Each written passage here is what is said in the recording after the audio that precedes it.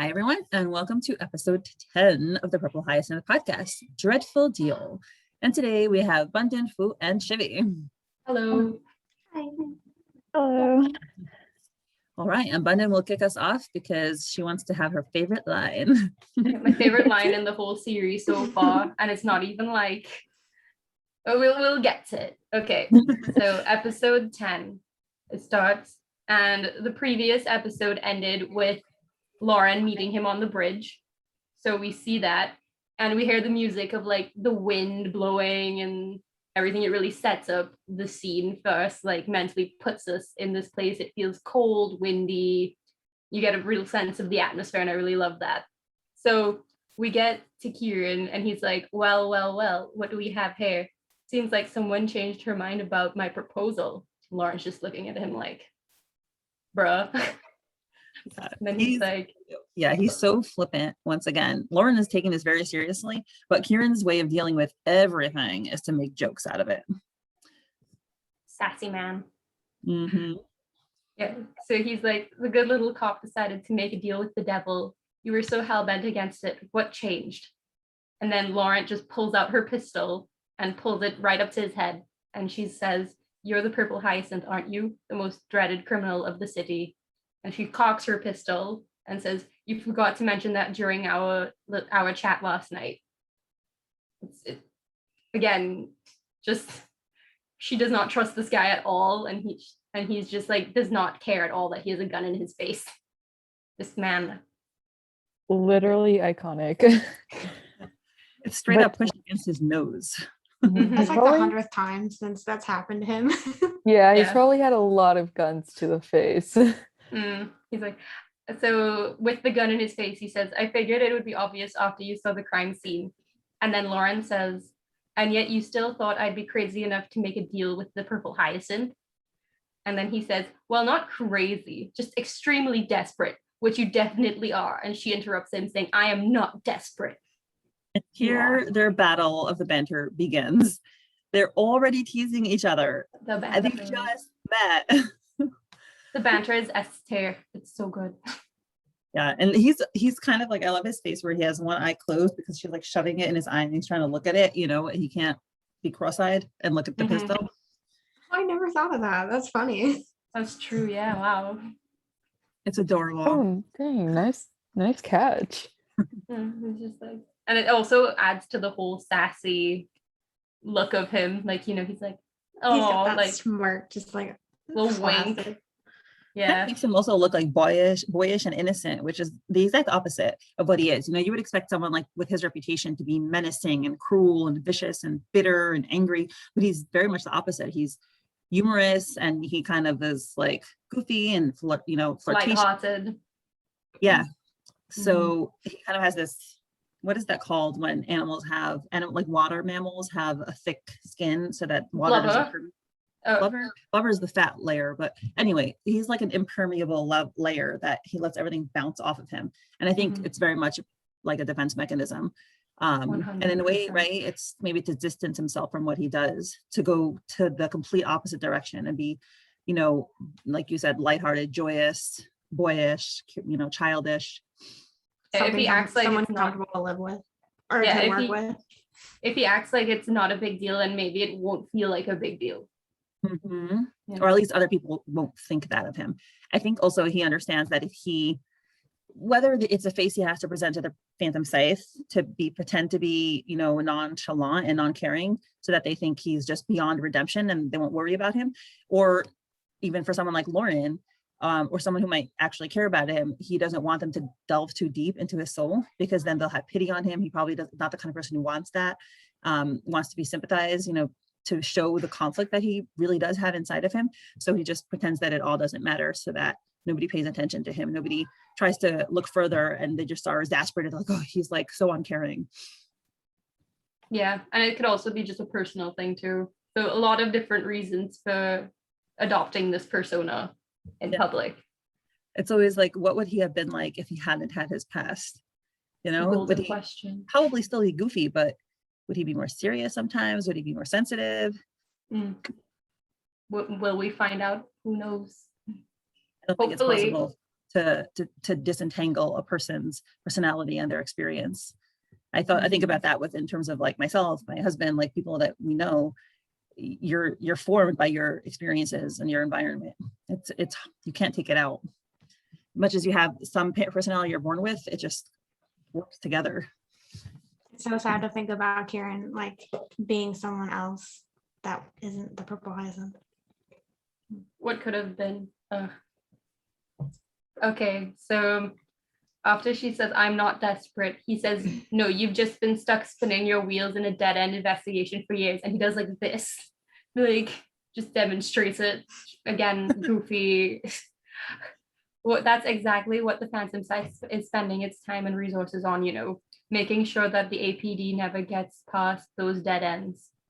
And then it turns to Lauren and she says, look, I came here tonight because I know you've been honest with me. I don't understand why or how it's possible, but you and I seem to have the same goal. Actually, there's a lot I don't understand about you. And then he still has his gun at his head, still smiling. He says, I've got my mysterious killer reputation to uphold. It would have been a waste if I revealed everything about myself on the first night. And then Lauren asks, why didn't you kill me? And he says, my, did you hit your head that hard? I already told you. I need a pet. Someone in the police department to help me put my plans into motion. And that's not a lie. So we know that's definitely his intention. And then Lauren says, but why me? Why would you trust me? You know nothing about me. And then this is the line I love, because he grabs the gun and pulls it away from his face and says, true, but you're straight-laced enough to put weight in your word and crooked enough to take mine at face value. It's just so good. That's a line. And then he says, and I do know you and I share the same vengeful desires. And I just love his way of taking control of the conversation in a way. Even though she's the one with the gun and murderous intent, he's cool as a cucumber and doesn't even he knows he can take that gun and move it because he knows that she won't actually kill him because she's too curious about why he didn't lie and why he's come to her with this arrangement. What do you guys think? He still has a smirk on his face. Yeah, he does.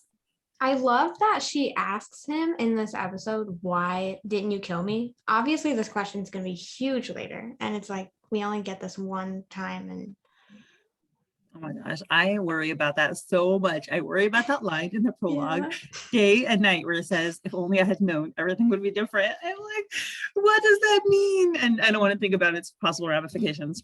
Anyway.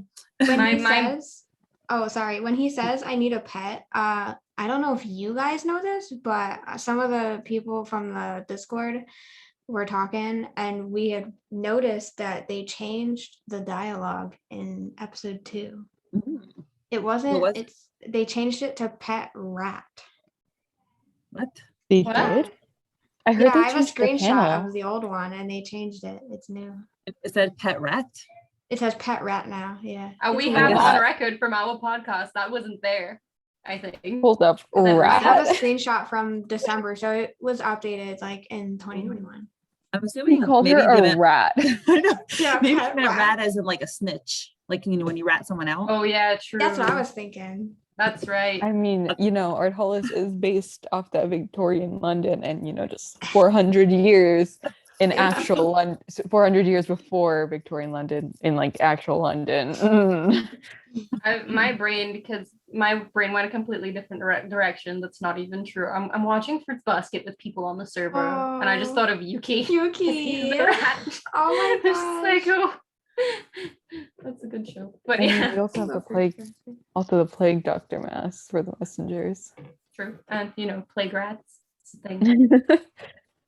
But yeah, interesting. So I wonder if they'll change other dialogue too now. I just want to have screenshots of everything so I can check if they change it. Apparently the hand, I don't know, some people were saying that the hand, and I think episode 1 or 2, there's this one panel of the hand. Yeah, that thing. Where it's sort of reaching and sort of puppeting. Apparently that was changed, but what?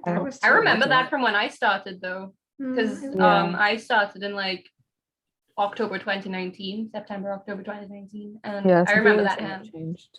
What was changed From what to about it? what? I don't know. I think it's just like a brighter panel of the Oh. hand. Fine. I have an That's- old screenshot. PH does lean dark, so Mhm. making things more visible would be nice. But yeah. No, but like they made it darker instead of making it lighter. Oh, interesting. Of Oh. course. That's even more dark.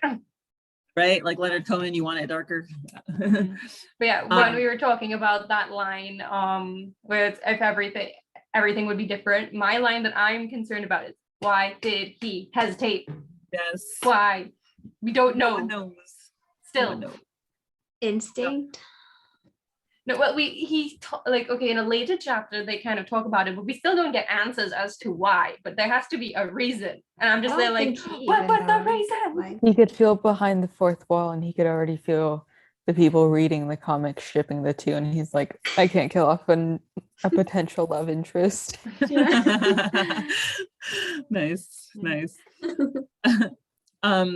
So did you notice when Lauren says, look, I came here for tonight because, and then she pauses, I know you've been Mhm. honest with me. That to me, like that pause shows that, Lauren is trying to be, like you were talking about the power dynamic. Lauren is trying to be powerful here, right? He's the one in power because he invited her to make the deal. He has a little bit more physical prowess, but also he's, like you said, he's cool as a cucumber. He's unsettled, but she's the one who's unsettled. So the one who's unsettled and emotional, they are the one with the lower power in the two. But so she wants to be like tough. That's why she whips out her pistol.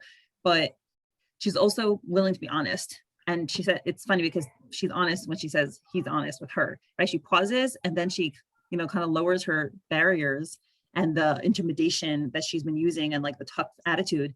And she's like, I know you've been honest with me, which is, truthful and kind of a connecting them rather than being confrontational.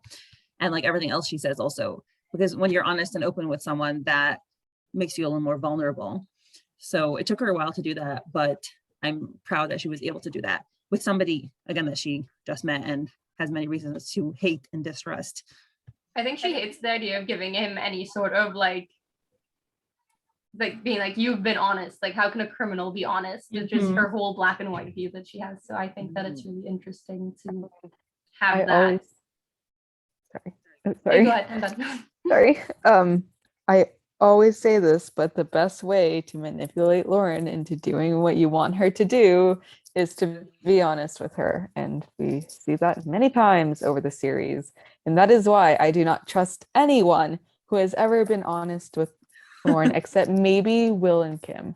I was not about to say Will is always honest. So I'm just because I can't see them having any like really big major like ulterior motives that could harm Lauren. Yeah. even I don't with know. Kieran. I don't know if Will knows. I haven't seen any indication yet that Will knows about her ability. I mean, I think they kind of know, but they don't. I mean, Kim has talked about it, and Will has known her longer, so I bet he knows, but it's not like something he takes too seriously, or like he knows it's a thing, but he doesn't pay it much mind. Also, because he doesn't lie, so I don't think he's worried about it.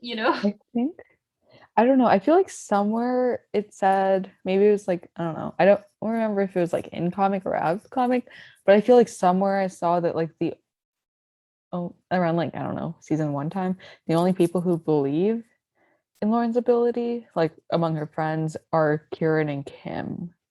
And Will wasn't listed among that. So I'm not sure. It doesn't really make sense because Will, again, has known her for much longer. But I mean, her uncle has known her whole life, and I don't think he takes it very seriously as well. Though we don't know if that's a. Oh yeah, that's true. Kim is very observant and probably like hung out with Lauren a lot more. Like maybe they had like sleepovers or something. I'm sure like Kim just had a lot more opportunity to see Lauren at her lowest because obviously something happened prior to have her disappointed for. So. But there was also villain. some sort of tragedy that happened when Lauren was younger again, right? The Allendale train station tragedy. That happened, and Will would have been her friend around that time. So it's like, where was he during that? I think also, Being sad. My husband and I were discussing like the concept of the supernatural, right? We're discussing ghosts, and like we realized that my I have an axiomatic assumption that ghosts don't exist because I don't believe in those kind of stuff. My husband's a philosopher and he's like, you just wrote it off without considering it, right? I'm like, yeah, because my assumption is they don't exist. So someone like Will might have an assumption that these kind of abilities don't exist. So he probably wouldn't even pay attention. He might even pick up on it because, like some other friends were discussing, they're like, oh my God, this is a ghost. And I was like, I would never see a ghost in that scenario because I don't believe in ghosts. Yeah, so he may not pick up on it because he doesn't believe in those kinds of things. That could be true. And then again with my favorite line, I just love that it perfectly sums up Lauren as a character, and this whole episode could basically be summed up in what he says here. It's the reason why she comes. She's straight-laced enough to put weight in her word and crooked enough to take his at face value. So it shows the kind of greenness of her character, but also like how far she's willing to go to get to her means to an end. And she's I don't know, perfect for the job. Yeah, it's great. And also, we were discussing Kieran and his persona that he puts on. So he says, I've noticed that like when he says sarcastic stuff, it isn't indicated as a lie, but I think the statement that he says here is half sarcasm and half reality. He says, I've got my mysterious killer reputation to uphold. Would have been a waste to reveal everything by myself. So yeah, it's sarcastic and it's a joke, but I think he also is serious. So where he really put out this persona. And what Bundin was saying about Lauren is pretty important because it does raise the question, how far is Lauren willing to go to achieve her goals? Like, because is she willing to murder for her goals? She obviously wants to take down the Phantom Scythe. Does she want to kill the leader herself? And I think that will raise some very interesting questions in the future. Kind of in particular, I'm wondering, like, will Lauren be the one to kill the leader herself? And does she want to kill the leader herself? And obviously I think that will also depend on who the leader is. I think if the leader ends up being someone super close to her, she's not going to want to kill the leader herself. But if it was anyone else, she would definitely want to stab the dude with her own hands. I think that Lauren also, I think part of it is that she says numerous times up to this point that she wants to deliver the people into the arms of justice. So I don't know if that would be her goal, but then again, we know how Lauren be, so I think it would really depend on like what she finds out about Dylan, because if it's really bad, I think justice would be out of question because justice would have already been served. So obviously something by Lauren under the rug. So she slammed. Well, we'll learn later, but she has a temper. But I'm just, I don't know. I find it interesting how far we're willing to exact revenge on someone depending on how close we are to them. Like, I don't know. I just find that interesting as a topic, and I'm kind of hoping PH covers it. She's like a broken moral compass. And how we view justice. Meaning, like when we know someone, we feel bad for them. Like we know Kieran, so we don't want him to end up in jail forever. But then again, he has committed atrocity. I always say, like, if one of my siblings were to be a murderer, like, obviously I would say they're an awful person, but I would still love them. Like, I can't stop loving my siblings no matter what they do. One of my relatives was not a nice person, let's just say, and his own mother, at some point somebody was like, oh, he's crazy, and his own mother was like, he's not crazy, he's just bad. So and does that mean she didn't love him? I don't know. I think there's you'll never stop loving like my children no matter what they do. Hopefully I'll never have to say they're terrible people, but like I think you can recognize someone's a bad person or has done bad things and still love them. I don't know. If someone from my family did commit murder, like I might stop, because like love can run out. You can stop having feelings for someone, and I think just knowing what they've taken from someone else and knowing would just be so sickening to me that I wouldn't want them to die. Like, I'm not very pro death penalty, but I wouldn't want them to continue living a privileged life. Yeah, I wouldn't want them to I wouldn't want that family or whoever they hurt to feel like they didn't get justice. It's a tough Mhm. moral dilemma to like think about those things as well. And then it's like when you love people, you can't really control it, and then also you can't control what they do and stuff. So it can be really tough when someone you love does something that you wouldn't approve of, but like you still love them. And it can be really hard for people in situations like that. I've seen stuff about that, like documentaries and stuff where they talk about it, and it's really interesting to think about.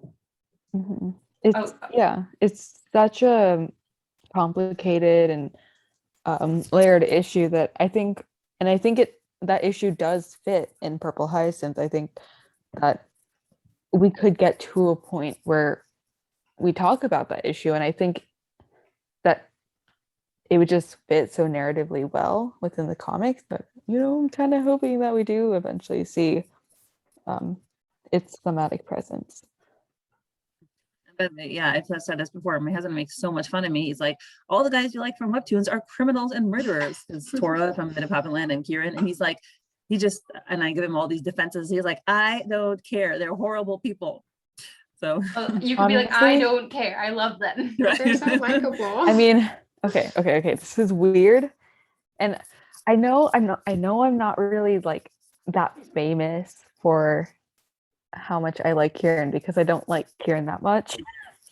I mean, he's a You great said you character. I give adopted him that. him. Yeah, I know. Right? He's my son, and it's only because of who I'm married to on the Discord, and whatever. He is Wait, my adopted son. Kieran has a mom or dad on the Discord. Sorry. He has 2 moms. The family You do not want to get into that. It's really messy.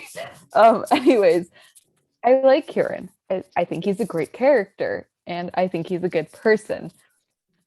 But what stops me from like fully appreciating him, and the reason that like I don't like he's not my favorite character. I mean, I still admire him a lot because he's, and again, amazingly written. The reason that I'm not like a Kieran, I guess, fangirl is because every time I think about Kieran, I can't stop thinking about the people that he's killed. And it's so weird because we don't know the people that he's killed. We're not really introduced to them, and we never really get to know the people that he's killed. And that is a tactic to make us more sympathetic with Kieran, because I think if we ever did get to know the people that he did kill, Kieran's popularity would drop, because it is by not knowing the identities of the people who he's killed, and by kind of stripping away that sort of humanity, because we don't know them, we can't really sympathize with them as much. It makes Kieran more sympathetic by us not knowing who his victims were. I mean, then again, they have gone. Kieran has done things that people have completely disregarded him for as well, that we get into later. So there is to some extent a thing where they've shown that Kieran, the like some of Kieran's nature, like the things that he's done. But yeah, no, if they showed more of like one of his victims' families, or like flashbacks to some of his other murders, then yeah, it probably would affect how a lot of people view him. That being said, he's my boy and I love him. And I can love him as a fictional character, but in real life I would probably slap him. But that's how it is. Or This is drag him to fiction. therapy. This is fiction. Witness and protection so program and therapy. Yeah. Something that's very important is that this is fiction, and fiction is meant to be fun, and you're meant to enjoy fiction. Mm-hmm. So I don't judge anyone for liking Kieran. I just have that boundary for me where I'm just like, I can't do that. That's 100% fine, because who would someone be to dictate how you enjoy a character? Exactly. Yeah. Like, that's dumb. And I hate when I see people tell people not to like a thing or a character because X, Y, and Z. Like, well, what I think about Kieran, though, to be honest, when I like how Fwoot says like she always thinks of the victims, I always think of it basically like Kieran is a good guy, and he's the one that would make the sacrifice by being the one to swing the blade and kill those people, because he knows that if it wasn't him, then someone else would have to take that burden. So like, I just feel so sad for him every time I look at it. Like, and I blame the leader or Apostle 4. I don't care. One of them. His backstory is gonna kill us all. I still pity him because, like, I know it's not his fault that this has happened, but I still know what he has done, and although it wasn't necessarily his fault, and although, like, if he didn't do it, someone else would have done it, he was still the one who did it, and I think he did do some things that, like, more details will be revealed eventually. He did do some things that I think were unnecessary, and he didn't have to do them in that way. Mm-hmm. And so even if things weren't his fault, there are still some things that he does have control over that just, again, hold me back from him. Whose turn is it to read now? I think it's my turn. We went on a tangent, but what's new? Yeah, we've definitely discussed this issue already, so I guess we should probably stop beating a dead horse. So yeah, Kieran says, and I know you and I share the same vengeful desires. And that is a very important line as well, because it tells us that both of them want revenge at some point, and because of their common goal, they're willing to work past their differences and, you know, get their goal done. But it also kind of suggests that these two are mainly, right now, they're mainly only held by the same desire for revenge. You know, until he said this line, and honestly, even I kind of glossed over it until the fandom focused on this line. It didn't even occur to me that Lauren's mission to stop the Phantom Scythe was revenge, because this is where our personality colors our perceptions. I'm not a vengeful person. Like I would never even think in such terms. So I thought that she wants to stop the Phantom Scythe because she wants to stop a terrorist organization from murdering more innocent people. I didn't even catch that it's like personal for her, and it's all about her obsession with Dylan. Like I knew she was obsessed with Dylan, but I didn't connect it that it's like revenge, because I just don't think like that. But the fandom has since enlightened me. So it's just interesting how everyone has their blind spots based on their personality. I mean, Kieran says as much when they first meet. I think it was in episode 3 when he says, "What you're doing right now, it's personal. Like you want to do this justice stuff because good, but you really, really, really, really, really want them to die." You don't. So I like that, how it's kind of both in a sense. I mean, just because she wants revenge doesn't mean she doesn't want it for the sake of everybody else. And she's allowed to have both, but it's how much each of those balance in her head. Like what percent is which one, that I think is interesting to look at going forward. And something else I find interesting is that wanting revenge isn't typically a quality that is really positive. Usually a revenge quest is seen as a flaw or something that only leads to more failure and sorrow. And so I find it interesting that both of them want it, and I think it just adds another flaw to their characters, and I really enjoy that flaw because it makes the characters more interesting and dynamic. But what I find even more interesting is that Kieran I view Kieran as sort of a mentor figure to Lauren.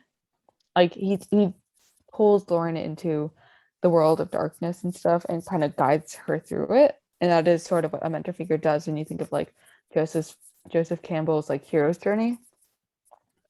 And so Kieran is her guide in a sense. He is her mentor, and yet he still has the same naivety as she does, which is the revenge quest. I mean, I've seen enough revenge movies to like enjoy, like, sometimes the plot is revenge and sometimes it's like they're happy with the revenge at the end and sometimes it's hollow. So I wonder how this one's going to turn out. I'm wondering if it's going to turn out like Avatar, like Southern Raiders. Ooh, that's a good episode. Avatar. Wait, like the blue people Avatar or The something? Last Airbender. Last No, I haven't seen it. I don't know anything about that. Apparently, one of my good friends always says I'm like an air bender. No, what is it? The Yeah. water. There's different elements, right? Yeah, 4 elements. Yeah, I think he's You'd love that show, Mindy. Oh my god, you should watch it. It's on Netflix. Like, great. Netflix? Watch it with your kids. Yeah. Basically, the revenge is like you have all this pent up anger, and then when you finally get to that moment, you already realize that there's nothing you could do to make it stop. So it's like you just want to do the right thing. Exactly. I don't see PH as a type of comic that rewards revenge. No. Because, me like neither. Shivii Yeah. said, revenge in the end is pretty hollow. Whatever you're getting revenge for, you're not really getting that back. In this case, it's Lauren's childhood friend. Even though she can try to pursue revenge and try to pursue justice, or a twisted sense of justice, as it kind of seems by this, like her wanting revenge. Take a shot every time we say revenge. We'd be wasted.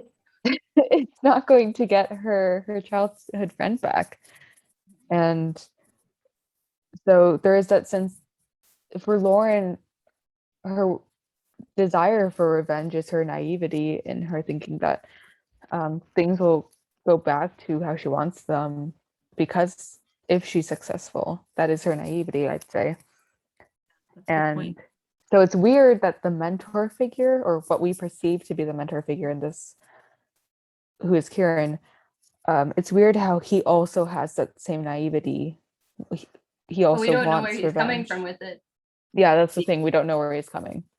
In what world is Kieran a mentor? I'm just very confused by this Well, description. he's more like a leader between Loon. Like he's the one that probably makes most of the plans, and then Lauren's the one that. Oh yeah.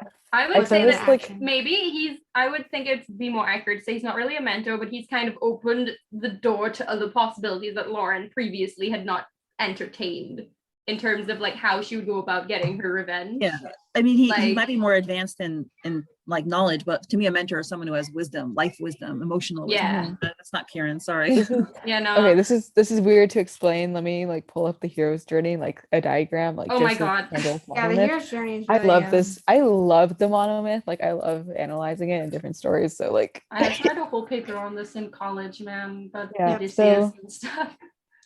I need to write a paper on this, like the hero's journey with like, how it fits into PH and stuff, or how PH fits into the hero's journey. So early on into the story, the hero meets the mentor, and the mentor is supposed to be their guide into the unknown, and the mentor is supposed to sort of teach them and bring them into the underworld, if I'm remembering this correctly. And The Obi-Wan to the underworld- Luke, if you will. yeah, like the Obi-Wan to Luke. And if we take this to Star Wars, the underworld, or the special world / the underworld, it is the second half of the hero's journey. Like if you look at it in a circle, it's the bottom half.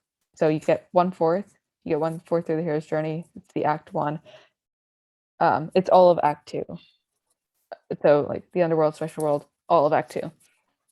And the mentor takes the hero to the underworld. So Obi-Wan took Luke to the Death Star. And they guide them through it and they help the hero. But at one point, the mentor is removed from the story and the hero must now persist on their own. And so I see Kieran as the mentor figure at this point in the story, because he is taking Lauren into the world of crime and into the world of the unknown, and he is aiding her in her quest to get revenge. But when you think of the mentor figure, you think of someone wise and you think of someone caring and compassionate, like, Obi-Wan. But Kieran isn't really those things. He has similar flaws to Lauren, and he's basically the naive hero playing dress up as the mentor. I just love how, like, is he a hero? Is he a mentor? But he's an anti-hero, if anything, at this point. Like, I love, like, listening to this stuff because you could apply it, but at the same time, there's so many differences in terms of, like, Because I don't think Kieran has any particular higher knowledge other than just from working for the PS. I mean, if anything, he introduces her to like a new world, but I don't see him as like guiding her in any way. They kind of mutually go in a direction and work together as a unit. So you could kind of argue maybe them together are the ones going on the journey in a way. Bundin, he does teach her about the world, especially later on in the world that she lives in, and she does definitely learn a lot from him. And I think that he does help Lauren grow as a person. And while yes, later down the road there are definitely more significant, like more obvious mentor figures, I think just starting off in this series, Kieran is a bit of a more subtle. He's a bit more subtle of one, and he's one who sets up the story. And just for the Kieran fans out there, the mentor figure usually dies at some point, so have fun with that. You have to stop spreading malignant lies. I reject your reality. I think I agree with you, Fwoot, about the mentor to a point. Maybe for the first 2 seasons, I don't know, maybe season 3 too, though. Like, we might see Kieran open up a bit more about information, because right now he's really protective. I don't want to say that to freak the fucking Loki fans out. Chill. I'm saying in a way that he doesn't want her to get caught. Like, obviously he said don't go to the Green Goblin, and he's keeping information from her. So I feel like he has a lot more to tell. Stuff. Oh, sorry. By season, episode 10, guys. I mean, but yeah, I see Kieran as more of an inciting incident, but that's just me. Yeah, I don't see Kieran still being the mentor by like late season 2 or season 3, because by then Lauren would have gotten to his level, or he would have gone down to Lauren's level, and I think he would have settled down as this place as sort of like hero, anti-hero, whatever. He's no longer the mentor, and instead someone else will come in as a mentor, or there will be no mentor figure at all, because again, at one point the mentor figure and the mentor presence is supposed to leave the story and allow the character to now take what they've learned, take the knowledge they have and their experience, and fend for themselves without the help of a guiding figure. Anything, it could be Tristan. Yeah. Bundin's like, so tough. It's only episode 10. I know. Well, guys, I mean, Shivii, if we have been introduced to several middle-aged men by now, if They're any of them are like older than 30, they're not 50. Middle-aged. If any of them are older than 30, they have the potential to be a mentor figure in this story. I just say that because I just think everyone's gonna die. Never I have mind. no hope. Nuclear bomb at you, go burn. Watch me live to like 105.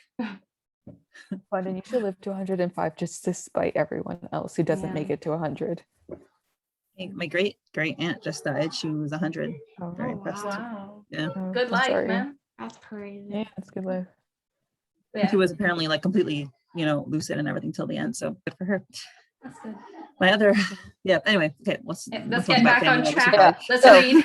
I can't believe I've only said one line so far. Damn. Oh my gosh. Okay. Maybe we can try to read more and then we can stop. Kieran says, plus, you seem to have a knack for guessing whenever someone is lying. It'll make you useful. And Kieran has a grip on her arm and her gun, and he pulls her closer to her so like he can see her. And then Lauren's like, but I saw your face. And there's an emphasis on face because like this was a calculated risk on Kieran's end. She could have very well turned him into the police. And she says that in the next line where she's like, how could you be so certain I wouldn't bring the whole police squad here tonight?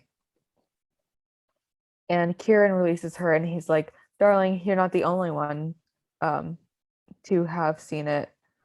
I waltz around, and have seen it as in the sense of his face. And he says, I waltz around in broad daylight with his face, and yet miraculously, no one runs away screaming. I thought he just hopped up on that railing. And Yeah. just like, look at he's doing singing in the rain. Mm-hmm. He's just, I kind of just want to flick him off the edge. He's so confident. I could just take her. It's good balance though. Mm-hmm. And he says, as if I'd have any interest in killing people at random. And Lauren's watching him, and he's being kind of playful, and she's like, but still, why me? And Kieran says, someone as obsessed with the truth as you are wouldn't walk away from a chance like this. If you turned me in, you wouldn't get anything out of me, and you know it. Help me, and we both get what we want. Face is actually a little more serious here. Mhm. And Lauren says, what exactly are you? You're the leader's favorite puppet. You obey his every word. Oh God. Shivii, Bundin, you know what theory I'm thinking of right now. Oh my god, I hate it here. Shush. I reject. I reject it. Yeah. Anyways, We're not gonna get into that right now. Kieran points to her and he's like, oh, please, that's insulting. I'm his best assassin, not his puppet. And Lauren says, yet you want to kill him? It doesn't make any sense. And Kieran says, a handsome paradox, am I not? And he's Oh, swinging I around love that that. lamp line. I love that line too. I love this man. He's such a little bitch. right? While he's swinging from the lamppost. Mhm. He totally, it's And Lauren- something else. It was the Lauren at perfect this time point to is just vibe like, check in. seriously, why? She's looking up at him still. He's still being playful. He's still being playful. And her shirt is always on fleek. She says, why follow him at all if you want to stop him so bad? And Kieran suddenly gets really serious. He stops moving and he says, you know, officer, it's not all rainbows and unicorns in the Phantom Scythe. And he hops down from the little ledge and he says, it's like any organization. No one agrees on anything. There's a healthy amount of backstabbing, but so far, no one has touched the top. The leader might not be venerated by everyone, but he's certainly feared by all. His pawns are everywhere. No one knows who he is, but killing for him, doing his dirty work, and being the best at it, that's the only way to get closer to him, the only way to stop him. All true. Mm-hmm. I feel like this, I mean, I understand why Lauren was pushing him so much. And like, he finally, after like joke, he's finally giving her a real explanation. Mm-hmm. Yeah. And kind of being more himself. He's not hiding behind the jokes and the banter and whatever. And he's actually kind of, in a way, he's kind of showing the lengths that he's willing to go to get to the leader. And it's just interesting to see him. This is the first time we see him being like actually serious in a way that's almost like understanding him a little bit, because you can kind of see, oh, he's doing this just to get close to him. And it's kind of like, oh, he doesn't actually like killing, which we already kind of know from the earlier chapters, but now it's even more blatant. Yeah, he's And very honest. I find it ironic, and it's again touching on what we said earlier. Kieran's motives, they seem to be him not wanting, he wants to prevent as much loss of life as possible. That is his motive, and it's ironic. Like by taking down the Phantom Scythe, that's also what Lauren's motive is. I don't know if I would agree with Aside that. from the I think it's a personal revenge quest against the leader for stuff I don't want to say right now because it's didn't happen yet. But I think I don't know if his goal is to stop as much life. I think that's us attributing more moral reasons than. But I kind of saw him like similar to Lauren, and what Lauren's trying to do is she's trying to stop the leader from, like killing off more people. And there's also the revenge part of that, but she wants to prevent what she's experienced. She wants to stop that from happening to others. And I think Kieran is sort of the same, because he wants to sort of take down the the dangerous parts of the Phantom Scythe, and that includes the leader. And then it's also the mix of the revenge. So Well, I don't know. I let's always discuss saw his this next line because he does tell us a little bit more about it there, a little bit. Yeah, that's the only way to get closer to him, the only way to stop him. But that it makes me think, we said earlier that if he doesn't do the job, someone else will. And just this idea that I've had for a while now is that Kieran, again, as you guys were saying earlier, he sacrifices his humanity to make sure that someone else doesn't take his place, because Kieran knows that he has the opportunity to take down the Phantom Scythe.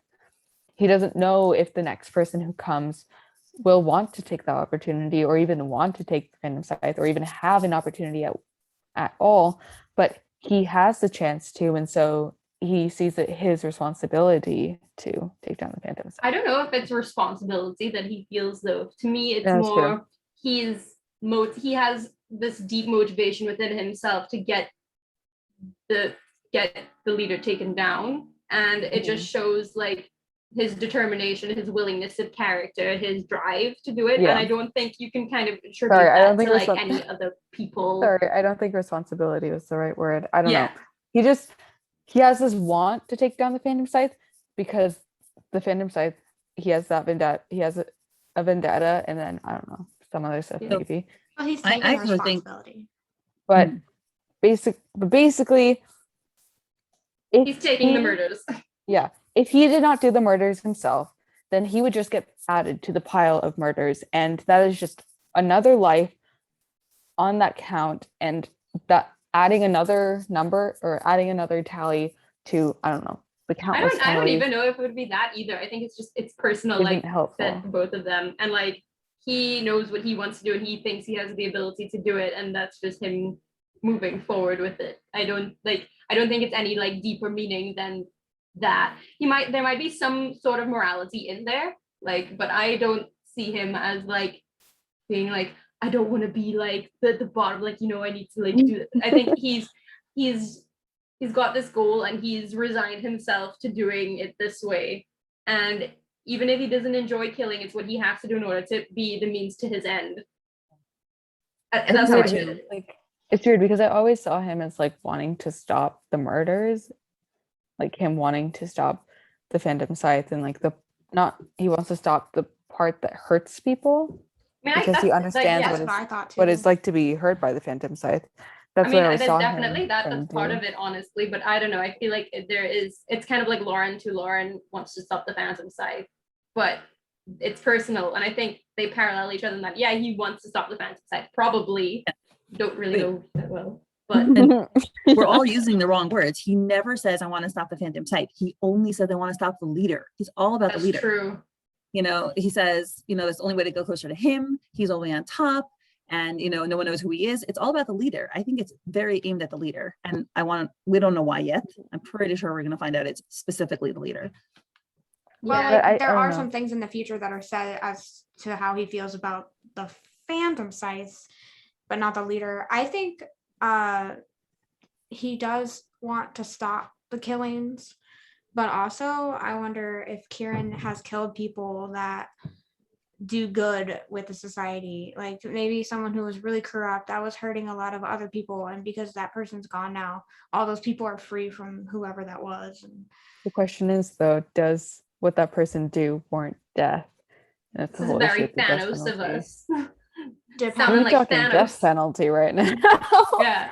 But Thanos. basically, Are you basically- referring to what are you referring to? Because I mean, I know Thanos is like a Greek god, but I'm trying to figure out. Oh no, what that's you're Thanos. referring to. Thanatos. No. Thanatos is the god of death. Thanos is like the purple guy from Avengers. From Marvel. Yeah, he's hilarious. like, because he's very much like, if we just kill these people, then everybody else will be fine. Kind of like a trolley problem kind of Yeah. thing. Hmm. So, and so Thanos he is. doesn't. I literally don't know about a purple guy. He like in a- snapped his fingers and half the population just got Infinity dusted. War. Got yeeted. Got yoinked. Oh, that It It was didn't one feel of so those. good. It was one of those. Oh, the villain starts talking, and suddenly he's making a lot of sense, kind of thing. The people who thought Thanos was right, that's a whole nother thing that I'm not about to Yeah, get into, I- but it's just like, It's that 50-50, That's literally. what talking in the Winter Soldier type beat Oh, right no. there, let's Bundin. get back on track. Don't get Let's me get back started. on track. This is a Anyway, runaway okay. train. So I think well, his sorry, next what I was line trying is to very say- relevant. I know, but the thing I was trying to say is that Kieran knows the Phantom Scythe is hurting people, and by adding himself to that list of people being hurt or like at least, you know, killed, he's not really helping the cause or any cause at all. And so he might as well stay alive and do what he can do. Okay, there we go.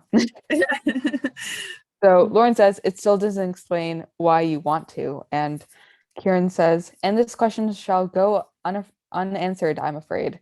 My motives are not relevant, and I don't care about yours. Suffice to say, I have as many reasons as you do to want him gone. I only care about making that happen, and I don't need you to do it. Do you accept Does this need- deal or not?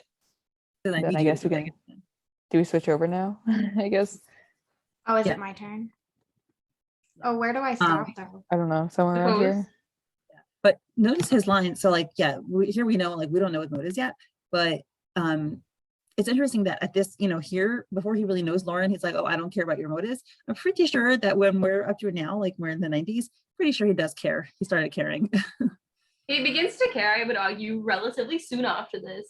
Oh, for sure. He's so When we get sweet. to that, when we get to that, because I'm on for that episode too. I think. I don't know. I don't know. In the But 20s? yeah, in the 20s. But yeah, no, what I like about this is like and we get into this later in this episode, but they both kind of go into this deal just trying to keep it like as professional between them as possible. They're And so that dumb. lasts for maybe like 10 episodes. It fails Personal. miserably. They're so dumb. Yeah. I love his expression when he says this, because he's not looking at her and he looks kind of depressed. Like you could tell he's thinking about something sad to him and serious. So whatever his motives are, pretty sure relates to something very tragic. And we see that in his face. Yeah, it's really sad. There we go. Something for Kieran already. Oh, wait, where do I stop? with the reading? Suppose I do, what are the conditions? That's where you start. I have to scroll. Ooh. Suppose I do, what are the conditions? What do you expect from me? So that's Lauren, who's already like probably got a ton of rules in her head. And then Kieran smirks and he's like, oh, I like to keep things simple. He turns away from her. There would only be 2 rules. And then he looks back with that stupid smirk. First, no withholding information. Anything you know, I know, and vice versa. Same goes for new discoveries, or else we'll end up dead. That rule was not followed, just saying. It's At like all. broken right away all the time. Yes. And then he winks. Second, no personal questions. Okay, Kieran, sure. To keep rule 1 from getting too out of hand. I don't really get the relationship between rule 2 and rule 1. Yeah, it's really It's basically no oversharing. So it's like share information, but no oversharing. but like they were so vague. It was like that's what makes it fail. And I don't think Kieran wants to get personal on this. No. He wants to keep it purely transactional, like it's purely just business to Both him. of them want it that way, you could tell. Huh. Mhm.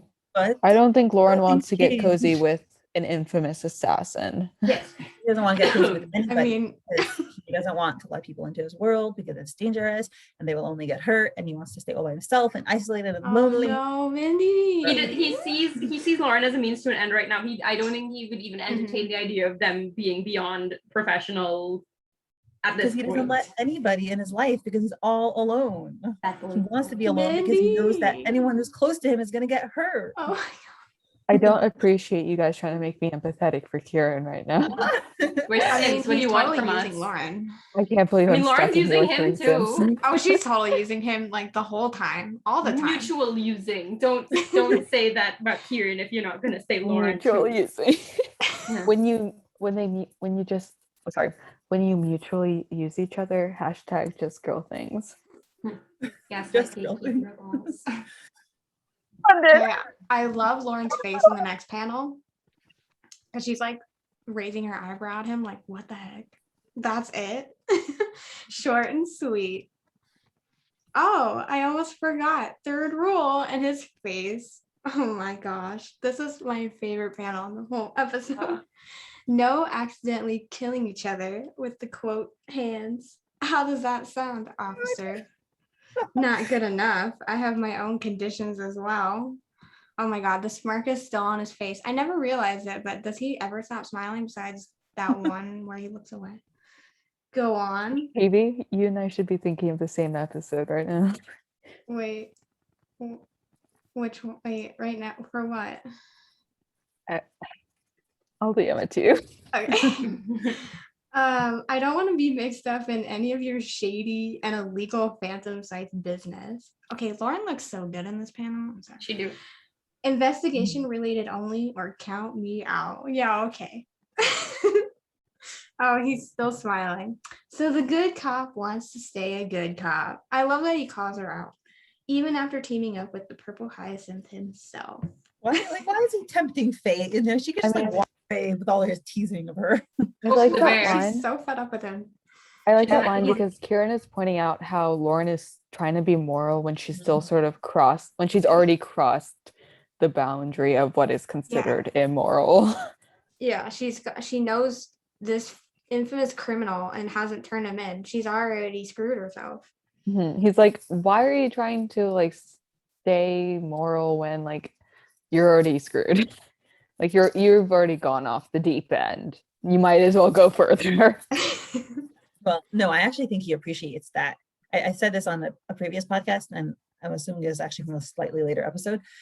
Oh yeah, it's from I think it's from yesterday, but which was 15. But I think, you know, not maybe at this stage, but over time, I think that he's happy that she wants to be a moral person, because like with everyone who else who surrounds him is vicious, mean, doesn't care about people, willing to run people over and hurt people over to get whatever they want.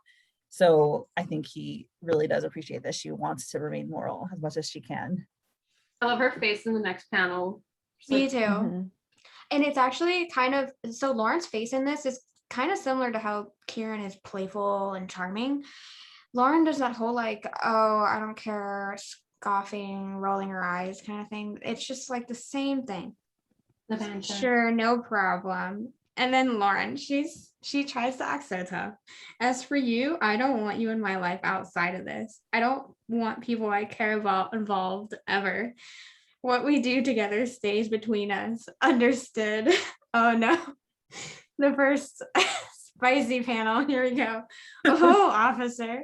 How scandalous. But sure. And then she does the same eye roll. That is not.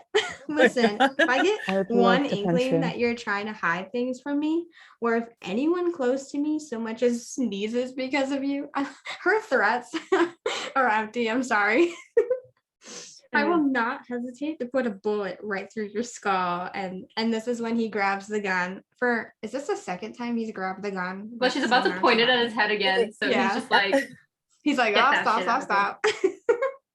Yeah, I know. It's always headshots with you. Oh my gosh, already on that personal level. And by the way, when I saw the panel, I'm not seeing the gun, I'm seeing their hands touching. Just Me too. saying. Oh my Mindy. Oh my god. nah. Sorry, I'm a These terrible. That Sims. was what What I if heard. we These held shippers. hands, but These there was a shippers. gun? Oh my god. What if we cuddled but aim guns at each other? When he has the kill count in the hundreds, just girly things. I love how he's also like, your threats begin to lack creativity, officer. It's been like not even 24 hours. I mean, she's starting to shoot him maybe 5 times since they've met. More, less. Let's see more where that comes from. You really do have an obsession with murder, don't you? Mhm. Which Ironic. is so perceptive of him. And I think the fact that he's already, you know, when you can make personal teases to somebody else, that means you know them well.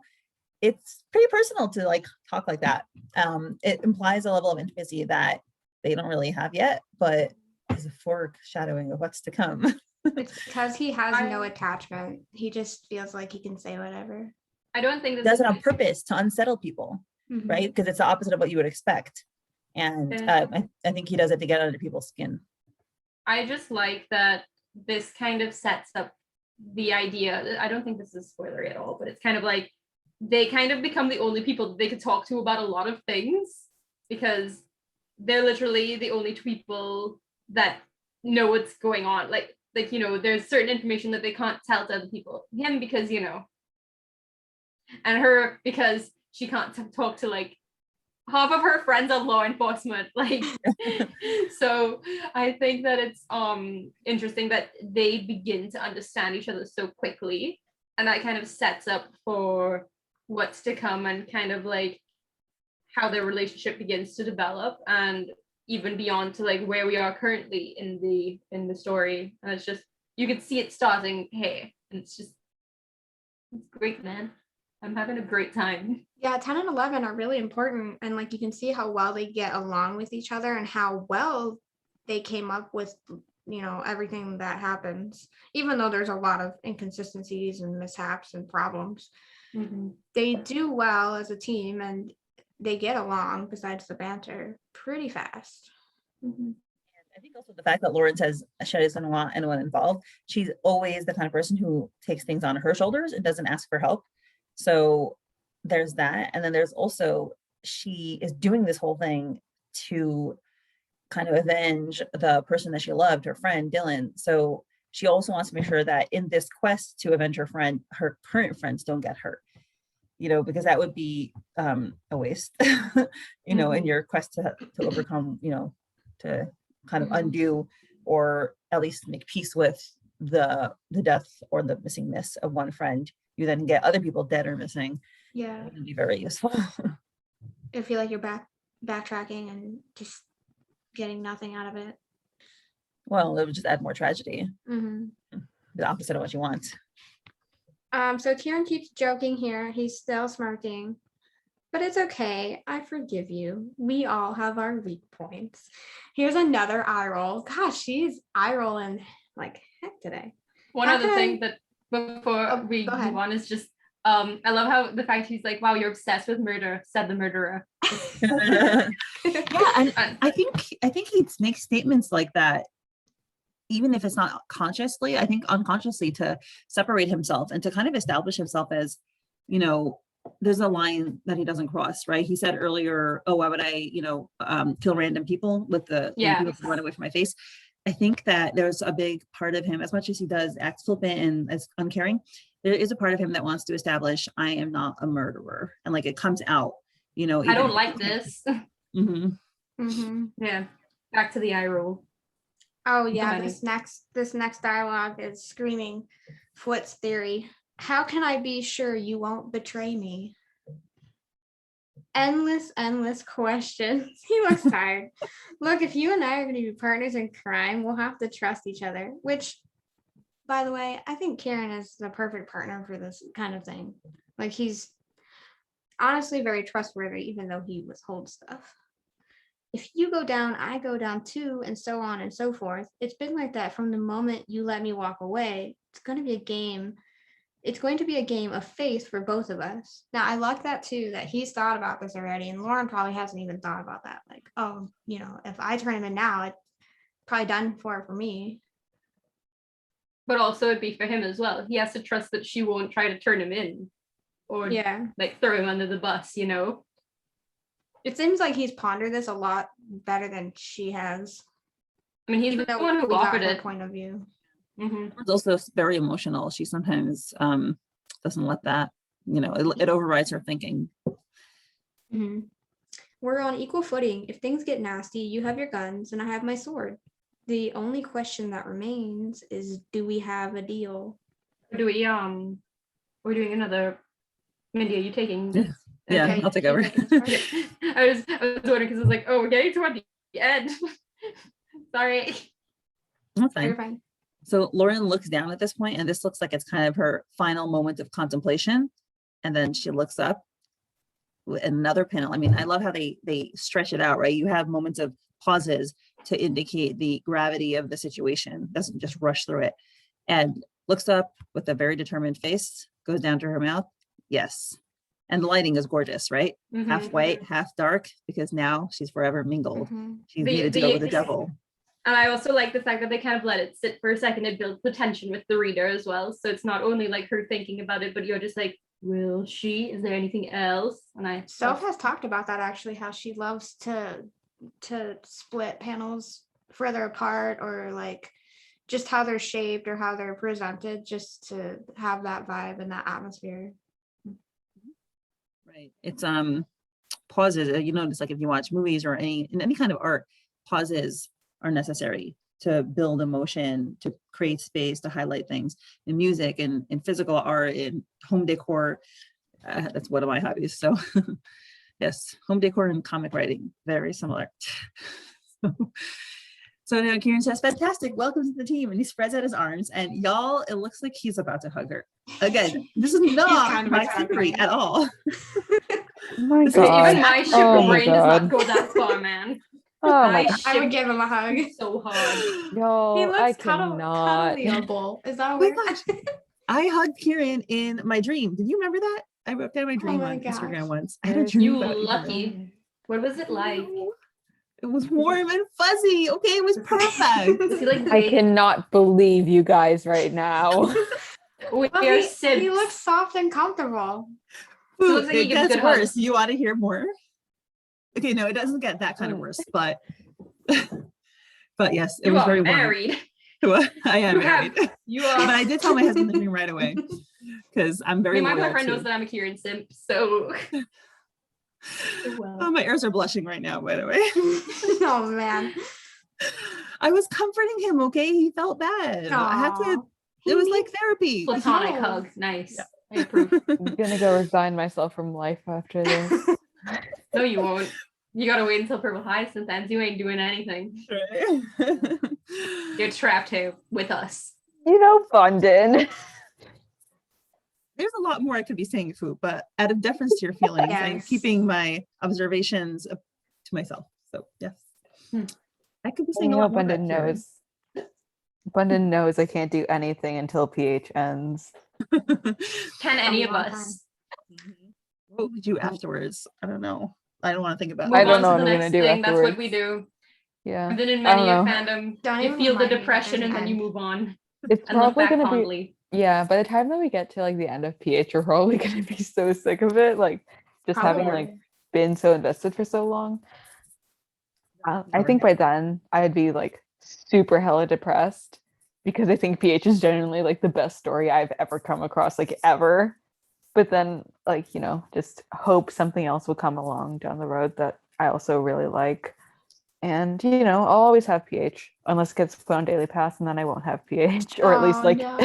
part Siren of- Command's not think on if Daily you- Pass yet. We have time. Oh, No, I think if you from what I understand it, if you paid for the fast pass episode, you already have you it. get it. yeah, that's why I Yes. started fast passing, but I won't have all of season. I won't have any of wouldn't. season 1 or Yeah. like some of season 2. I want Webtoon to offer like you could just buy a series and get the whole thing. I feel like that could be good. Like Yeah, they Yeah. make money. Miss It would Hannah, make so much money. they do it with Miss Hannah and the doctor. Miss Eva Oh, and you the can pay doctor. for the whole thing. I paid for, you could pay for like X number of episodes, and it was like a special deal. Like it was a discount. It was cheaper than episode by episode. So And I you paid have for those those. Oh, damn, episodes really? forever. Yeah, I bought Wait, like really? 3 I'm chapters about at to once go each month. buy the entire series right now. Like legit. Mm. Something I like that. love Yeah, the I mean, Bundin I think I know I paid for multiple at once. Like it was like a batch It deal. was, yeah, it's expensive if you pay per episode. Awesome. So, Kieran, look at Snazzy. We got another face of him, right? Sorry, I was physically overcome. So his face mirrors Lauren's here. It's also once again half in shadow, half in light, exactly showing you they are the same person. So yeah, they're very Same similar. brains. And he Mhm. says, you know, welcome to the team. Nice to meet you, officer. My name is Kieran White. Yeah, we've been dropping his name this whole time. Oh yeah, Oh totally yeah. You know what? We dropped his name in the first episode of this podcast. What's more, forgot. like, Now you sorry if know. anybody was using this podcast to see what it's like and didn't. I'm No. so glad that I wasn't one of those people that had to wait like a year to learn his name. Yeah, me It was only neither. 10 episodes though. I can't No, do it in a year. but it was on It was on Canvas. Canvas. Oh And my then god. and then Soph kept So hinting at the frustrating. name, and then she made the ship name, and people were like trying to guess what his name was. Then you began with K, and that was it. Yeah. Meanwhile, I rolled up and I read the first 10 episodes in a night. Yeah, I didn't find it until the end of season 1. Well, a little bit before 42 or 43, so bad timing. Wow. Oof. But we're not Binged all getting of into it. that. Train crash, yeah, it's fun. So Ooh, Yeah, one I other think, thing before we keep moving on, when Lauren says yes, I think the music in the thing stops, and that just adds to the tension, and it doesn't start back until a bit later, but I just love how it just like cuts there, and again, the tension. I just remembered that. Yeah, it does cut. But yeah, So- my name is Kieran White. yeah, so since we just introduced his name, we've mentioned this on the podcast before, but let's just mention it now. Kieran, I thought it was a made up name, but I know so many Kierans. I've never heard of the name It's a before, common ever. name here. I had 2 Kierans in my class once when I was small. I guess this is where you could tell I grew up very sheltered and in one ethnic group. I never Different culture, man. I mean, I never met a Kieran. I've love got the like name 3 that I Kieran. follow on Instagram. Like, and I was like, so hey, I haven't one heard of a the protagonist dubs- of this name yet. Oh, weird fact for you guys. I was like looking up the Kieran name and how popular it was, and it gained popularity a lot in 2019, which is kind of funny. No way. Coincidence? Yeah, Yeah, I if you look think it up, not. it's kind of wild. Oh my gosh. Did I tell you this story? Like a couple of weeks ago, I had stomach issues because I ate red meat for like the first time in 6 years. Oh And my my stomach was killing me. And I was like, woke up in the middle of the night in pain. And I was thinking to myself, I was like, wait, maybe my birth control not working and maybe I'm pregnant. I was like, do you think my husband will let me name the baby Kieran? Yeah. Oh my Honestly, gosh. do it. I Do would it. name. Just give it like but I actually wanted to name my son William if I had one. oh yeah, so my Yoel, my husband is Dutch, and the king is William Alexander. He's always been, and it's a popular British name. So here we go, right? Speaking with the pro monarchy, Yoel's like, if we have another baby, his English name, because we give both Hebrew names and English names, will be William Alexander. So That's nice. Name. yeah, and I was like, oh, William, but I don't want another kid, but whatever. But if we accidentally do have one, Yeah, just probably. have it as an guys, option. yeah. guys, give it 15, 20 years and like all the teenage fans of PH who will be adults by then with maybe No. families. There's gonna be so many Kierans, and like PH is gaining steam right now. Like if there is a show, I don't want a show, but like it's always possible with Webtoon for the cash grab. I really feel like Purple Hyacinth isn't at its like. We're not peak even yet. halfway, right? I think we're only about to hit halfway through the story, like in terms of where we are right now. Well, like I mean, like followers. Like I know, but season popularity. 3, Bundin season 3 might be 100 episodes, like season 2. It's gonna be a long time. I So feel. we may just be 2/5 right now, which is weird to think about because we thought we were like 2/5, like beginning of season 2. Like we thought we passed the halfway point in episode 75, but we're not even halfway Yeah. right now. You think I'm gonna complain about more? No. Right. Yeah, you think I'm going to complain about more? PH is the only thing keeping me emotionally stable right now. You think I'm going to complain about more episodes? Right. Well, Yeah. anyway, the reason I mentioned this, what I was trying to say is Kieran is Gaelic for little dark one, which makes a lot of sense because his name is Kieran White. And he's a mixed character. He's a character whose morality we can't really judge. On the externally, right, the first thing you know about him, dark, evil, monster, but then his last name belies his inner truth, his white, pure soul, ready to be hugged and comforted. He's just a bean that needs to be protected. Yes. Maybe his last name is false and he's actually royalty. But Yo, I wonder about this so much. Wait. Kieran White is just Kieran White. He's Like- a breadstick. Breadstick. He What is has a the most breadstick? color of That's any not of the attractive main at all. 4. Okay, Bundin, I know we thought he was I half love Asian or like breadsticks. half like I Middle thought he Eastern was- for a I bit, but he was pushed for Greek. confirmed fully white. That man I is push just for tan. Greek. Greek is technically white, I'm but gonna say Mediterranean. Turkish. My one Greek friend says that she refers to herself as spicy white. I will give him that one. Wait, why can't he be Irish if has a Gaelic mean, name? One of the Kierans I know was fully like East Indian, so it's like I do not associate the name Kieran with Ireland at all, because it's just like I know a white boy that's named Kieran, an Indian boy that's named Kieran, and like an Asian guy named Kieran. So it does not associate as Irish to me in any Aaron way. is so tan though. Like I mean, he's the most tan of the main 4. That's why I push for Irish. And compared for to Lauren, who is like because an unbaked Mediterranean. Lauren's a Did you ghost. just did you just call Lauren an unbaked potato? No, Lauren's a I'm unbaked ginger. cookie. That's how I'm not pale so she cruel. is, though. She is that level of pale. Wouldn't Like William when be you the cut open a breadstick? potato, like and it's like William basically is the white. That is breadstick. Lauren. Yes. We put William in a Wonder Bread t-shirt for the banner. Fwoot. That is We true. did pretty that. good, though. That was pretty good. Goodwill. William is the white bread. You're So at the does point. that make Kim the marinara sauce? I like Alfredo sauce. Oh, she's Kim is such gonna way be- spicier. Yeah, no, Really? Kim's gonna be like I think Kim is Asian. But you Give what are Kim, you like, gonna- kimchi what are you or gonna dip something. breadsticks in? That's spicy. Wait, you have to tie it into breadsticks. Oh yeah, What because if it's the couple. raspberry, Yo, what raspberry if like pecan Watermelon mango sugar. sauce. guys, Oh, what if Will yeah. proposes to Kim and he's like, will you be the butter to my Wonder Bread? Oh my god. Oh no! Yes, please. Oh no, That is no, the we worst be the proposal toaster. I've ever heard. Oh my I'm god. done. Okay, Yeah. we should back probably to the topic. Instead I of feel like I've comparing been- our characters, which food types are they? Just bring us back. We've gotten to a level. Okay, he says, he smiles, once again split into the two sides of his nature. And he says, it's been a pleasure, Lauren. All true, okay? The ship starts here, people. You heard it first. The ship started when he He's had never his sword had to this her much throat. fun. This Oh, shit yeah, started in the season 1 banner. Okay, y'all, when he was like painting her cheek with some blood, the ship started then. The ship started when he got out of those handcuffs.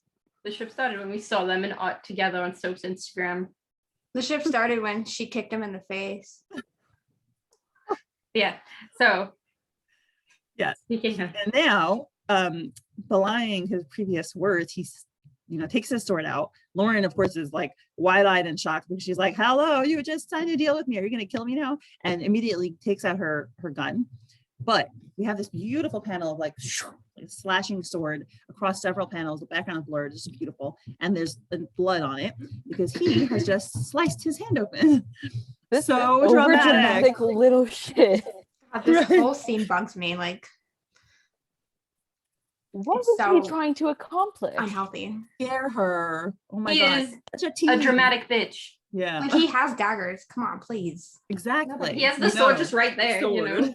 Sword versus like a dagger, like what in his boot. Maybe the sword is like important. That's why he used it. The sword was There's just no right way. there. He's Well- dramatic. That's why. I know, Like, there's no nobody's way walking this by man on is this not- bridge, by the way, for some reason. No, it's so.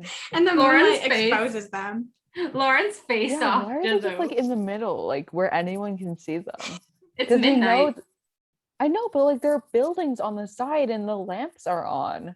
Like anyone could see them right now. I mean, they're in the middle of the thing, and I don't think people are gonna be so like curious about these two random people on the bridge. They probably think they're a couple or something. Bundin, you say Aw, that they until wouldn't be someone wrong. sees him pull out. Bundin, you say that until someone like who's just like wondering like what those people are doing on the bridge sees them pull Especially out with, like, a knife and sword. calls the police. I don't know about you, but like if I see people just kind of chilling, I'm just like, that's not my business. I don't need to.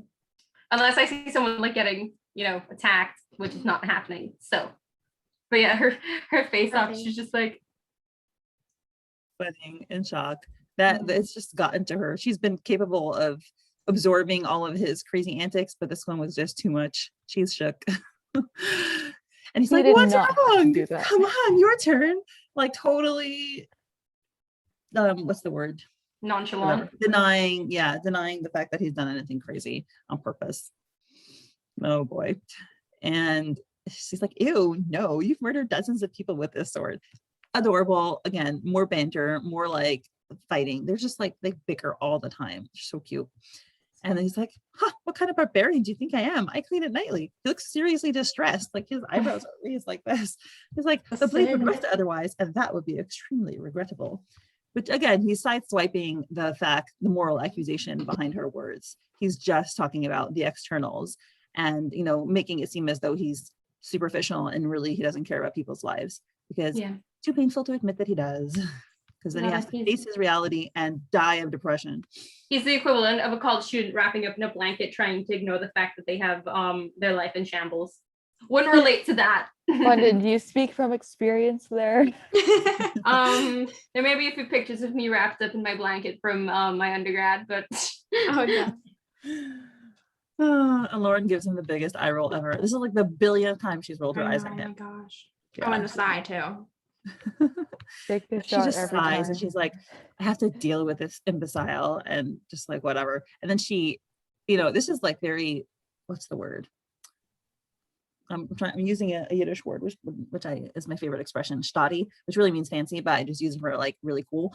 But she she just swipes the dagger out and badass. That would be the equivalent word. I mean, in this context. And she just, swipes the dagger out of her sword, showing that she was prepared. She didn't, besides for her gun, she also has a dagger and who knows what else she has, where else she has it. And she cuts her own arm, showing no hesitation, showing our Lauren is a brave girl, not afraid of physical pain. And she says, we have a deal. She extends her bloody arm out to him, totally foreshadowing, in order to make a deal with the purple hyacinth, blood will have to be shed, and more blood probably will be shed. The blood pact. Mhm. I wrote a whole thing about their relationship before the season 1 finale, and I talked about this is like the first instance of like this kind of shows where their interactions start. It's like impersonal but intimate, I think is what I said, because it's like, yeah, they're just kind of doing this for their own reasons, but they've literally made a blood pact with each other, and that you don't just do that for like nobody. So it just kind of shows that how far they're willing to go to make sure that they get the job done. And I thought that was really interesting. Also a really good way to get hepatitis. Yes. Kieran may And so not they have died killed, before they began. Kieran may not have killed Lauren, but the tetanus sure will. Yeah. Yeah, but these last couple of panels are amazingly symbolic and dramatic. And, they've taken away the background. They made everything white so that you can focus just on the visuals. So Lauren extending her hand, again, that whole symbolism with like the blood, but like, it's a sign of overture to somebody else, them shaking their hands, their blood mingling. Beautiful. I'm not going to mention their hands are touching again, but whatever. And then he says, so it begins. And how close And- they are. Yeah, he stuck his face right in hers. This is Guys, they are trying to make a blood pact, and you guys looking in each are other's like, eyes you guys all are like, close and they stuff. are inches away from making What do you out. mean? That is what you guys are Yeah. acting like right now. I have said nothing. no. I One second. mean- This is not a romantic moment. I will concur. It's not romantic. He's doing it for like intimidation. He does that, but I can still feel their warm breath against each other. Okay. But she's still a woman. Look he's at still a it. man. Jesus No. Christ. Uh-huh. Oh my God, Bundin. What? Yeah. I can't No, say I anything. actually- I have Kieran as mine. Who, in my defense, when I chose the image for the cover, I did not choose this one. I chose their hands because I'm That's not the most always important the same. thing. I mean, okay, the handshake is one of the best panels. Yeah. in the Yeah. series. For So the like, I would be symbolism. sad if you didn't pick that one. Yeah. I could have gone the romantic route. I didn't. Okay. I chose authenticity, Plus, I think it would integrity. Plus, Mindy, I think it would be harder to put like a white text Words, on like yeah. the close-up one, like because you could put the white text like right over the hand, but there would be some Mm-hmm. spaces where the white text wouldn't show. I don't always Um, do white text. I do okay. it. I change it based on Oh. the each one. But But this Yeah. one's also pretty dark, so it'd be hard. I did it already. So I did it like 2 weeks ago. Nice. Yeah. Yeah. And then so it begins. And then the final panel is their hands touching and more blood dripping and blood dripping. That's the final thing, which is very reminiscent As of the prologue, always. where there's a Oh lot my of God. The author's note, they'll end up dead from tetanus because of that handshake, and their story will barely have even started. They got lucky. They got their tetanus shots. That's good. Get your vaccines, kids. This episode was amazing. This is one of my favorite Okay. episodes. I love it so much. It includes everything that we love about PH: atmosphere, interesting character interactions, the banter. Even if you don't ship it, the banter is really fun to read. Interesting and beautiful art. And I don't know, this really just sets up for what the series continues to provide as you get more into it. And I just really think this is a great way to kind of kickstart the plot, because you have the synopsis, and this is basically the start of, like, from beyond this, you don't know what's going to happen. All you know is that they're going to work together. So this is basically the beginning of the story, and I think it's a really great beginning. Mhm. Yeah. Yeah. And the bridge is so like significant. And there's so many significant things in this episode that portray and reflect later on. And I just love that. Okay, I just so realized, yeah, we never talked Going- about the symbolism of a bridge. that yeah, connects going to two the different bridge, worlds. I want to say this. If you look at the hero's journey, Oh my gosh. One second, let me pull I it just make a up. meme about this. What?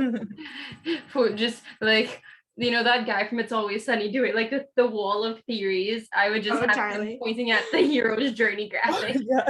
Because it's used so much. It's like Mhm. the But thing for stories.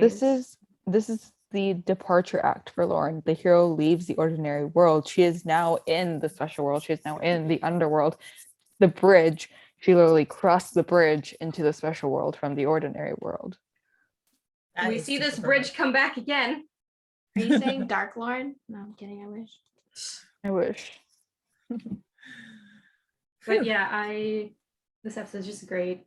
It's one of the best ones in my opinion. Mm-hmm. Yeah. Before this, okay, I won't lie. I love PH. Okay, I will always love PH. But I don't remember anything that happens from episode 4 to episode 9. It is just a Because void it's like in all my that mind. build up. And so I think PH starts off amazingly, but then it gets a little bit slow, and I think it does lose some readers at that point. But then if you can get to episode 10, once you get to episode 10, it is smooth sailing. And that is what I tell everyone who I try to indoctrinate into PH. I'm like, okay, look, I tell them, I sit down with them and I'm like, look, PH is a great series, but the first 10 episodes are going to take you a while. But you have to get through that. And once you get through that, it is just pure fun. Great. And 11, the next episode. And I like these next episodes all flow into each other, and that really helps to like keep you interested. I had to stop at this point because it was like 2 a.m. or something, and I had classes at 9. So I had to stop, and then I read it all the next day, and that was a Monday, which meant I got a new episode that night. So I was really happy I caught up, and then I just had to wait a little bit, and then it was episode 21. And I was just like, I also like, I think I said this yesterday when we were recording the 15 podcast, like episode 15. If you're not sold by the end of episode 14 and then episode 15 itself, then PH isn't for you. If you can't if you don't like episode 15, then PH is not the series for you. Yeah, the loon interactions are just like the cherry on top. I wonder who came up with the name though. I mean, they're French, so.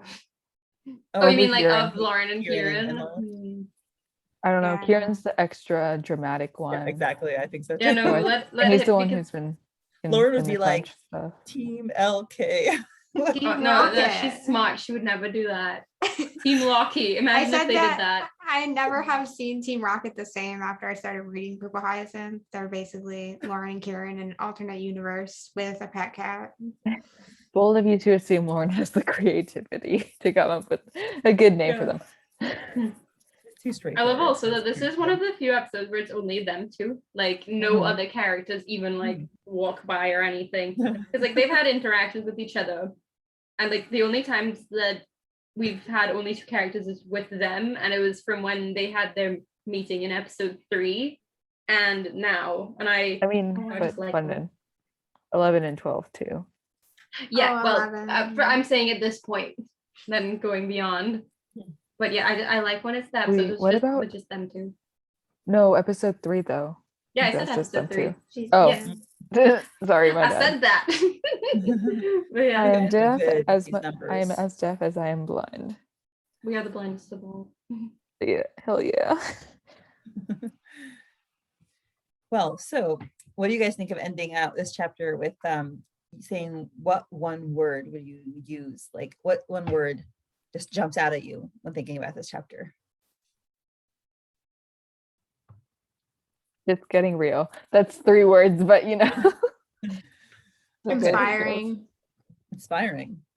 It's just Inspiring like or conspiring? exciting, like because Oh. these two are pretty much risking everything to work together with a stranger to take down like a gang, basically, like a cult. And Actually, Shivii. Oh, sorry. Huh? Sorry. So you go. I don't know. They So that interrupt you? it's inspiring that they have such like passion for whatever they're working on, whatever they're doing this for. I hope it's for a good reason, but Mm. that's just Yeah, amazing. sorry, Shivii, for interrupting you. What I wanted to say was, actually, now that you mention it, how it's inspiring. When you first said inspiring, the first thing that like jumped out to me like from that was the writing in this episode. I find the writing in this 100%, yeah. episode inspiring. Yes, It's I love it so much. magnificent. And just the way it sets up the story, the way it sets up the characters, the way it sets up their dynamic, the way it sets up the stakes, the way it sets up everything. And then it's paralleled and accompanied by amazing art. Like, this chapter is an epitome in webtoon, I'd say. Like, when you were starting off a series, like, this chapter hooks people. I would And- say, oh, you done? Yeah. I would say my word is probably going to be intriguing, because it pulls you in and you get, this is the point, you get super invested, like we said. So I'm intrigued by what I've seen and the possibilities that are now open for the story. At least that's how I felt when I read it. So yeah, intriguing. What about you, Mindy? My word is trust, because to me this chapter is all about starting out with a lack of trust and deciding to take the plunge and trust each other and go with the ride. I love how your answers were like all serious, and I was just like, shit's getting real. It's getting real. I was trying to think of one word. It wasn't so. even one word. It doesn't matter, it's fine. It's just more interesting to see what pops into your head. Well, all right, ladies, this was fantastic as always. Super exciting, super invigorating. And now it's time for bed. Woo! Yeah. I love this podcast so much. It was It's so fun to fun. record. It was so much fun. Thank you So much good discussion. so much. Yeah, it's great. It's always, that's why I started this podcast, because I'm very selfish. I wanted to analyze it to death. So here we are.